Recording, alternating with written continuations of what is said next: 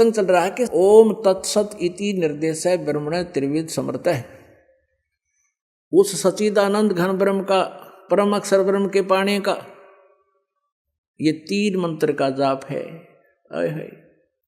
ये 3 मंत्र की मजदूरी है, साधना है। इस क्रियाओं के करने से परमात्मा मिलेगा। यानी जैसे औषधियाँ बनाई गई है कई जड़ी मिला करके, उसको खाने से रोग नाश होगा, ये समझना।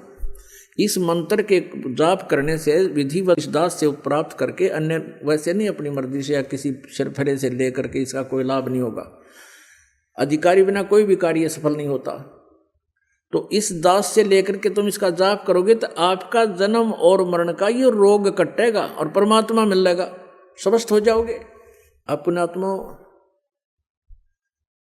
8वें अध्याय के 5 और 7 में तो ये खुद कहता है, मेरा भजन कर, मेरा जाप कर, मेरा श्रवण कर।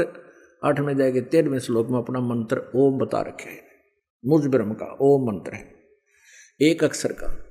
और फिर 17वें अध्याय के 23वें श्लोक में उस सच्चिदानंद घन ब्रह्म के पाने का मार्ग है। ये तत् और सत्य गुप्त हैं, इससे ये काल परिचित नहीं है इन 2 मंत्रों से।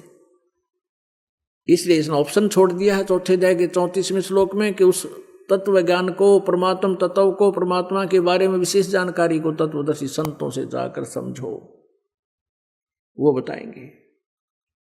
तो ये कोड वर्ड है, ये दास बता सकता है। इस पृथ्वी पर किसी के पास ये मंत्र नहीं है।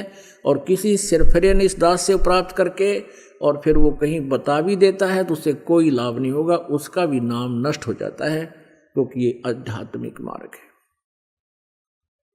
और काल ये चाहता है कि कोई 1-2 ऐसा सिरफरा तैयार कर दूं जो औरों का विनाश कर दे, लेकिन अब आप समझदार हो, शिक्षित हो, अब इस भूल को नहीं करना।